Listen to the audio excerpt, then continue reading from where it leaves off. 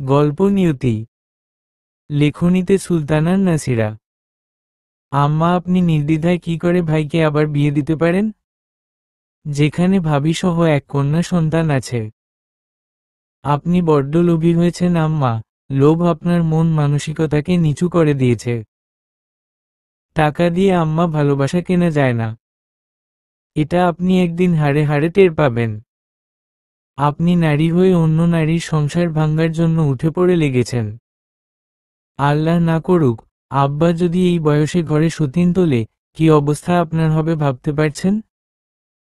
এক নিঃশ্বাসে গড় গড় করে আসা কথাগুলো তার মা আনোয়ারাকে বলে। তবে মহিলা বোধহয় ছোট মেয়ের কথায় হতবাক। নিজের পেটের মেয়ের হয়ে মায়ের সংসার ভাঙার কথা বলছে। মুহূর্তে তিনি হায় হায় করে বলে উঠলেন, ও খোদা গো, এ কেমন মেয়ে পেটে ধরলাম, যে নিজের মায়ের সংসার ভাঙতে চায়। ওই সর্বনাশী আমার মেয়ের মাথাটা খেয়েছে, বশ করেছে বলে তিনি বিলাপ করতে লাগলেন। শুধু চোখের পানি নাকের পানি এক করছেন। আশা বিরক্ত হয়ে কলেজ ব্যাগটা কাঁধে করে নিজের রুমে চলে গেল। দরজার আড়ালে দাঁড়ানো তানিয়া এতক্ষণ মা আর মেয়ের কথোপকথন শুনেছে। তানিয়ার ভাগ্যটা বরাবরই খারাপ, নইলে অল্প বয়সে প্রেম করে বিয়ে হলো, স্বামী এখন আরেকটা বিয়ে করতে চায়। এর চেয়ে কি দুঃসংবাদ আছে এই জীবনে? মা বাবার কথা অমান্য করে সোহানের হাত ধরে বছর তিনেক আগে ফরিদপুর থেকে বগুড়ায় পালিয়ে আসল। প্রথম প্রথম সংসারে কত কদর তানিয়ার, অথচ এখন কাজের লোকের মতো ব্যবহার করা হয়। 1 বছরের মেয়ে আছে। শুধুমাত্র আশা ভালো ব্যবহার করে আর অসুস্থ শ্বশুর। শুরুর সেই ভালোবাসার দিনগুলো যেন কুয়াশার মতো মিলিয়ে গেছে। এখন সোহনের তানিয়ার চোখের দিকে তাকালেই কেমন একটা বিরক্তি ঝরে পড়ে। মোহ কেটে গেছে, নতুন ভালো লাগে। তানিয়া দরজার আড়াল থেকে ধীরে ধীরে সরে আসে। মনের ভিতরে যন্ত্রণার এক অদৃশ্য আগুন জ্বলছে। আশার মায়ের মুখে নিজের কথা শুনে তার মুখটা রক্তিম হয়ে ওঠে। মনে হলো এই পৃথিবীতে তার কোনো ঠাঁই নেই। সে ধীরে পায়ে বারান্দায় গিয়ে চুপচাপ দাঁড়ায়, যেন বাতাসের কাছে নিজের কষ্টটা উজাড় করে দিতে চায়। পেছনে থেকে আশা এসে হালকা গলায় বলে ওঠে, ভাবি, তুমি এসব সহ্য করো কি করে? তানিয়া মাথা নিচু করে বলল, সহ্য না করে উপায় আছে? আমার তো এখন কিছুই করার নেই আশা। সোহন আমায় আর ভালোবাসে না। আশা এগিয়ে এসে তানিয়ার হাত ধরে। কিন্তু তুমি তো কিছু বলো না ভাবি। চুপ করে থাকলে মানুষ আরো সাহস পায়। তানিয়ার কণ্ঠে তখন কেবল হালকা একটা কাঁপন।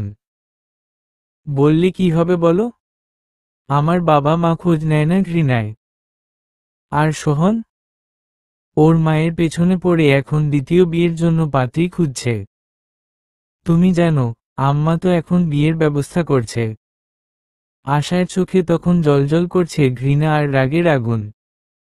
সে দাঁতে দাঁত চেপে বলল, আমি এই বাড়িতে আর একজন নারীর চোখে জল দেখতে পারবো না। ওদের শাস্তি আমি দেব ভাবি। তুমি শুধু আমার পাশে থাকো। মা আর ভাইকে দেখব কিভাবে অমানুষের মতো কাজ করে। তানিয়া তাকিয়ে দেখে আশার চোখে এক অদ্ভুত দীপ্তি। সেই দীপ্তি প্রতিশোধের, সেই দীপ্তি অন্যায়ের বিরুদ্ধে দাঁড়ানোর। তানিয়ার মনে হলো এই প্রথম সে একা নয়। কি হবে, অন্যায় নাকি ন্যায় বিচার? রাতটা যেন স্বাভাবিক ছিল না। ঘরে অদ্ভুত একটা ভারী নিস্তব্ধতা। তানিয়া মেয়েকে বুকের কাছে নিয়ে ঘুমানোর চেষ্টা করছিল, কিন্তু চোখে ঘুম নেই। পাশের ঘর থেকে আশার গলার আওয়াজ আসছে, নিচু স্বরে ফোনে কথা বলছে কারো সাথে। পরদিন সকালে সবাই যখন উঠেছে, তখন তানিয়া রান্নাঘরে। মুখে রহস্যময় এক হাসি। সবার জন্য নাস্তা বানাচ্ছে, এমনকি সোহনের জন্য রুটি আর ডিম ভাজি করছে। আশা সকাল থেকে পাত্রীর কথা জানতে বেশ আগ্রহী, নিজে পাত্রীকে দেখতে চায় বলে। আনোয়ারা খুশি মনে ভাবছে, হয়তো মেয়েটা বুঝে গেছে মায়ের কথা। সকাল 9টার দিকে সোহন অফিসে যাওয়ার জন্য বের হয়। দরজার কাছে আসতেই আশা হঠাৎ বলে ওঠে, ভাইয়া, আর একটু তাড়াতাড়ি ফিরো। বিকেলে পাত্রীর বাড়ির লোক আসবে। পাত্রী হিসেবে ওনাদের সাথে তোমার পরিচয় করা লাগবে। সোহন থমকে দাঁড়ায়। কিছু বলতে যায়, কিন্তু আশার চোখে তীক্ষ্ণ চাহনি দেখে মুখ ফিরিয়ে বেরিয়ে যায়। আশা ধীরে ধীরে দরজাটা বন্ধ করে। তারপর তানিয়ার রুমে এসে বলে, ভাবি, আজকে থেকে আমাদের যুদ্ধ শুরু। তানিয়া ভয়ে বলল, আশা, তুমি কি করতে চাও? আশা মুচকি হেসে বলল, প্রথমে আমরা আম্মার ফাঁদে ফেলা পাত্রীটা বাতিল করব। তারপর সোহনকে বুঝতে হবে সে কি হারাচ্ছে। এবং শেষে মা আর ভাই দুজনকেই তাদের কাজে মূল্য দিতে হবে। বিকেলে পাত্রীর পরিবার আসে। আশাই তাদের স্বাগত জানায়, কিন্তু খুব সূক্ষ্মভাবে এমন কথাবার্তা বলে যাতে পাত্রীপক্ষ বুঝে যায় এই বাড়ির পরিবেশ মোটেই ভালো না। আশার ছোট ছোট মন্তব্য, অদ্ভুত হাসি এবং কথার ভঙ্গি পাত্রীর মায়ের চোখে সন্দেহ জাগায়। যাবার সময় তারা স্পষ্টই বলে যায়, আমরা আর এই বিয়ের কথা আগাবো না। আনোয়ারা মাথায় হাত দিয়ে বসে পড়ে চিৎকার করে বলতে লাগলো, এই মেয়েটা সর্বনাশ করে ছাড়বে। ওকে আমি আর ঘরে রাখতে পারবো না। তানিয়া পাশে এসে দাঁড়িয়ে বলল, আপনি না পারলেও কিন্তু আমি থাকব। এখন থেকে এই বাড়িতে একজন নারীর চোখের জল ঝরলে সেটা শুধু প্রতিবাদে পরিণত হবে। আশা ধীরে ধীরে তার পাশে এসে দাঁড়ায়। দুই নারীর চোখে এখন আর ভয় নেই, আছে আগুন, আছে প্রতিশোধ। আনোয়ারা আজ তীব্র অসহায়। সোহন রাগে গজগজ করছে, মাকে শান্ত করতে পারেনি সে। আশাকে রেগে অনেক কথা শুনিয়েছে, তবে আশা কিছু মনে করেনি। অসুস্থ আশার বাবা সরোয়ার হোসেন স্ত্রীকে বললেন, আনোয়ারা, আমি সুস্থ থাকলে, পা দুটো ভালো থাকলে তোমায় শিক্ষা দিতাম কেমন করে নিজের ছেলের সুখের সংসার ভাঙে। সত্যি এই বয়সে এমন অমানবিক কাজ তুমি করবে বুঝতে পারলে অনেক আগে তালাক দিতাম। আনোয়ারা গর্জে উঠল, তুমি এখন ওই জাদুকরীর দলে। তানিয়া আপনাকে বশ করেছে, সঙ্গে আমার অবুঝ মেয়েটাকে। পঙ্গু পা নিয়ে বিছানায় বসে আমার ছেলের কামাই খাও, আবার আমার বিরুদ্ধে লড়াই করতে চাও। দেখি কি করেন, বলে আনোয়ারা রুম থেকে বেরিয়ে যায়। সরোয়ার চুপ করে রইলেন। সে বুঝতে পারছে পরিস্থিতি তার হাতের বাইরে। এখন পঙ্গু পা নিয়ে তিনি দাম মূল্যহীন লোক হিসেবে স্ত্রীর কাছে টাকা ইনকাম করতে পারে না, তাই এই সংসারে মূল্য কম। পরদিন সকাল, আশার পরিকল্পনার দ্বিতীয় ধাপ শুরু। সে তানিয়াকে নিয়ে ছোট্ট একটা চিঠি লিখে, সোহন কেমন করে বদলে গেছে, আনোয়ারা কিভাবে মানসিক নির্যাতন করে, এসবের সত্য বিবরণ। এরপর এলাকার এক সাংবাদিক বন্ধু নাহিদ ভাইয়ের কাছে পাঠায় চিঠিটা। দুদিন পর হঠাৎ গ্রামের পত্রিকায় একটা বিশেষ প্রতিবেদন ছাপা হয়। এক গৃহবধূর কান্না, পরিবারের দ্বিতীয় বিয়ের চাপে ভাঙছে জীবন, সঙ্গে 1 বছরের মেয়ের ভবিষ্যৎ। নিচে সোহানের ছবি। গ্রাম জুড়ে ফিসফাস শুরু হয়। আনোয়ারা মুখ বাইরে বের করতে পারছেন না। সোহান অফিসে গেলে তার সঙ্গে কর্মরত মানুষরা হাসি ঠাট্টা করে। বাজারে গেলেও কেউ পিছনে কথা বলছে। বউ থাকা সত্ত্বেও আবার বিয়ে করতে চায়। লজ্জা করে না? মা ছেলের লোভ তো পুরো দুনিয়া জানে। আনোয়ারাকে প্রতিবেশীরা নানান কথা বলে। আজ বিকেলে তো এক প্রতিবেশী মুখের উপর বলে দিলেন, যদি টাকার দরকার হয় তাহলে রাস্তায় ভিক্ষা করুন, তবুও ছেলের সঙ্গে আরেকটা বিয়ে দিয়ে যৌতুক দাবি বন্ধ করুন, নইলে আমরাই আপনাকে 2-4 টাকা দিচ্ছি। আনোয়ারা বাড়ি ফিরে চিৎকার করে উঠে, এই মেয়ে, তুই আমার মান ইজ্জত মাটিতে মিশিয়ে দিলি। আশা শান্ত গলায় বলল, যতদিন তুমি অন্য নারীর ঘর ভাঙার চেষ্টা করবে তোমার নিজের ঘরই ভাঙবে আম্মা, সঙ্গে এতদিনের সম্মান। আনোয়ারা রেগে হুঁশ হারিয়ে আশাকে থাপ্পড় মারে। মুহূর্তে তানিয়া সামনে বাধা হয়ে দাঁড়ায়। তানিয়া প্রথমবার সাহস করে সামনে দাঁড়িয়ে বলল, আপনি আশার গায়ে হাত তুলবেন না। আমি কাঁদব না আর আশা। এবার আমি লড়ব, শুধু আমার জন্য না, আমার মেয়ের ভবিষ্যতের জন্য। রাত বাড়ে। সোহন নিজের ঘরে দরজা বন্ধ করে বসে থাকে। বারবার পত্রিকার লেখা পড়ে। তার বুকটা মোচড় দেয়, এতদিনে সে নিজের ভুল বুঝতে পেরেছে। শুধু অহংকারের জন্য তানিয়ার কাছে ক্ষমা চাইতে পারছে না। এই কি সেই তানিয়া, যে হাসি মুখে তার জন্য বাড়ি ছেড়েছিল? সে ধীরে দরজা খোলে। বাইরে এসে দেখে তানিয়া মেয়েকে বুকের কাছে নিয়ে বারান্দায় চুপচাপ, চোখে দৃঢ়তা। সোহন একটু দুলে ওঠা গলায় বলল, তানিয়া, আমি কি খুব অন্যায় করেছি? তানিয়া তাকালো না। ধীরে বলল, তুমি সেটা নিজেই বুঝে নিও সোহন। আমি এখন ক্ষমা চাই না, আমি বিচার চাই। ঘুমহীন একটা রাত কেটেছে সোহানের। সকাল হতেই সে তানিয়ার সামনে এসে দাঁড়ায়, কিছু বলতে চায়, কিন্তু শব্দগুলো যেন আটকে যায় গলায়। তানিয়া আর তাকিয়ে দেখে না।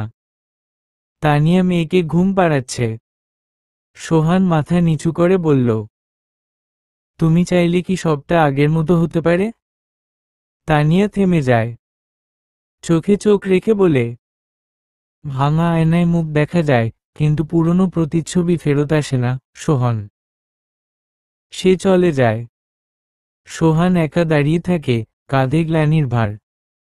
বিকেল। আনোয়ারা চুপচাপ বসে পত্রিকার কাটা অংশগুলো ছিঁড়ে ফেলার চেষ্টা করছে। হঠাৎ তার জীবনটা কেমন এলোমেলো হয়ে গেছে। স্বামী ঠিক মতো কথা বলে না। মেয়েটাও মুখ ফিরিয়ে নিয়েছে। ছেলেটাও খুব কথা বলে এই দুদিন ধরে। রাতের বেলা সরোয়ার ছেলে মেয়েকে নিজের কাছে ডাকে। দুজন একসঙ্গে রুমে আসে। আশাকে দরজাটা বন্ধ করতে বলে।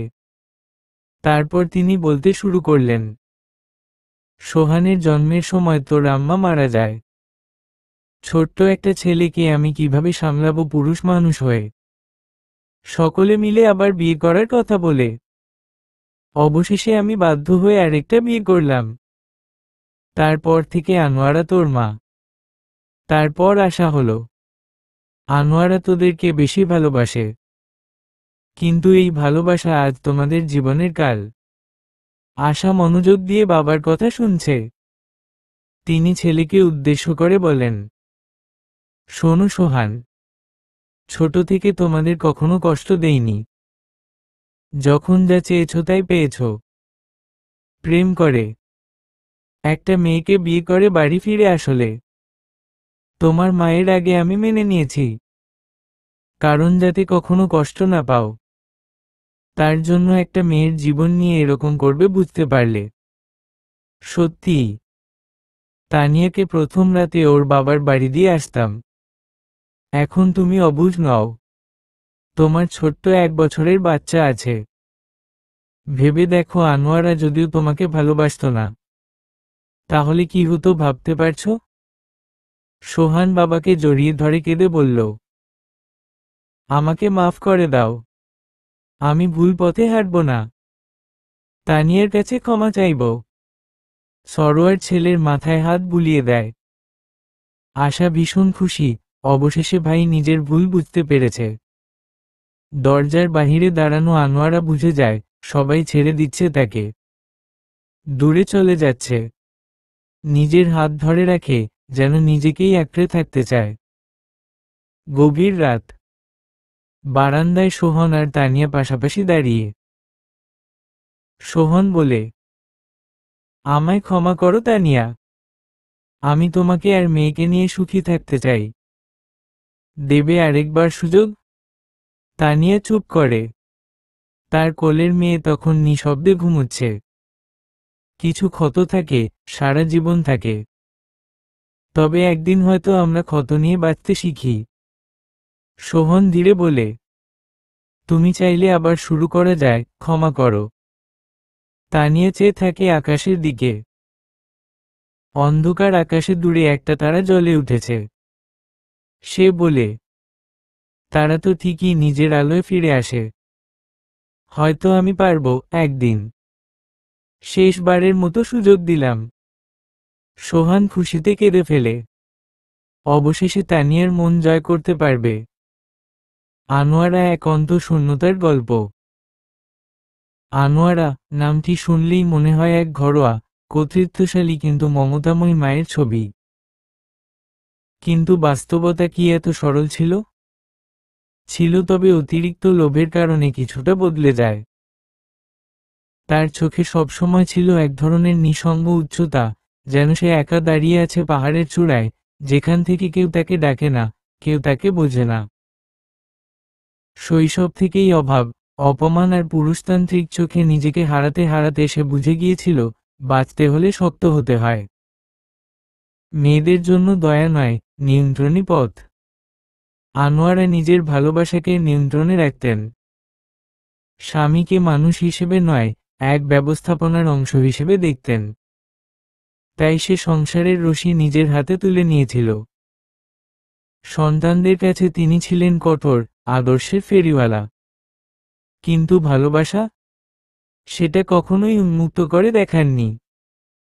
তার কণ্ঠে আদেশ ছিল, চোখে ছিল জিততে চাওয়ার আগুন। কারণ তার জীবনটা ছিল এক যুদ্ধ।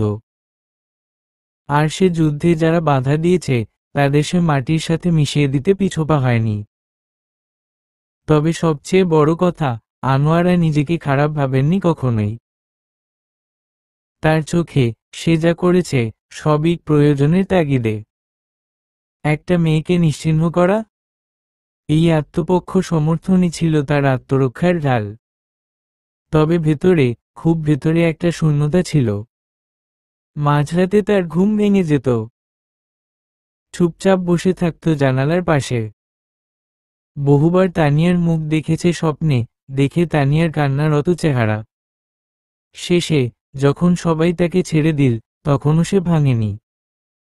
শুধু মনে মনে বলেছিল, সবাই শুধু ফল দেখে, কারণটা কেউ বোঝে না। আনোয়ারার এমন কাজের জন্য আমাদের সমাজের কিছু নোংরা মানুষ দায়ী। যেমন অনেকেই আনোয়ারাকে বলতো, আপা তানিয়ার মধ্যে কি দেখে? এত সুন্দর পড়ালেখো জানা ছেলেকে এই মেয়ের সঙ্গে থাকতে দিচ্ছেন? তাও পালিয়ে বিয়ে করেছে। মনে হয়তো আপনার বেয়াই বাড়ি থেকে কেউ খোঁজ নেয় না। রমজানের বাজার, ঈদের মার্কেট, মৌসুমের এটা ওটা ফলও আসে না। আমার বাপু ছেলের শ্বশুর বাড়ি থেকে সব আসে। তা একটা বাচ্চা হলো, তাও আবার মেয়ে। ছেলের শ্বশুর বাড়ি থেকে কোন খরচ পাতি দিয়েছে? নাকি এখনো মুখ ফ্রি আছে? সমাজের কিছু মানুষের কথা। তারপর লোভ, আর সোহানের স্ত্রীর থেকে আগ্রহ হারিয়ে ফেলা। এসবের কারণেই দ্বিতীয় বিয়ে কথা উল্লেখ হয়। আনোয়ারার জীবনটা এক বিষাক্ত চক্রবৃদ্ধি, যেখানে ভালোবাসা, প্রতিশোধ আর নিজের অস্তিত্ব টিকিয়ে রাখার যুদ্ধ একে অপরকে নিঃশেষ করেছে। সে একা ছিল, এবং একাই শেষ হলো। হয়তো সে নিয়তিরও কোথায় নিজেকে শূন্য মনে করত। হুট করে সেদিন তানিয়ার কাছে এসে ক্ষমা চায়। অন্যায় করার জন্য, নিচু মন মানসিকতার জন্য, তানিয়া কষ্ট দেওয়ার জন্য। এরপর থেকে যেন সংসারটা পরিপূর্ণ হলো, কোথাও কোন দুঃখ নেই। চারদিকে সুখের আলো। আনোয়ারা এখন মেয়ে নাতিকে নিয়ে বসে থাকেন। সমাপ্ত। বিশেষ দ্রষ্টব্য, আমাদের সমাজে এমন অনেক মানুষ আছে, কেউ ভালো বা খারাপ, তবে তাদের পাল্লায় পড়ে অনেকে খারাপ হয়ে যায়। সমাজের কথা শুনে নিজের সাজানো গোছানো সংসারে ঝামেলা করে। একবারও ভেবে দেখেছেন, যদি একদিন না খেয়ে থাকেন, কেউ জিজ্ঞেস করবে না তুমি খেয়েছো কিনা। তবে আপনি আজকে ভালো খাবার খাচ্ছেন নাকি খারাপ খাবার খাচ্ছেন? দামি খাবার, কম দামি খাবার খাচ্ছেন, সেটা নিয়ে অবশ্যই আলোচনা করবে। তাই কখনো অন্যের কথা ভেবে চলবেন না। নিজের মতো চলবেন। অবশ্যই সেটা সঠিক পথে। ভালো থাকবেন।